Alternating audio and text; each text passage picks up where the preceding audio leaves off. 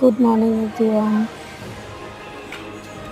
Speak 5 lines to yourself. এই জিনিসটা করার মধ্যে নিজের প্রতি একটা কনফিডেন্স বেড়ে যাবে, ওয়ার্কআউটে এক্সট্রা মোটিভেশন পাবে। তো অবশ্যই মর্নিংয়ে উঠে ওয়ার্কআউট শুরু করার আগে এই জিনিসটা করার চেষ্টা করবে। খুবই ভালো লাগে।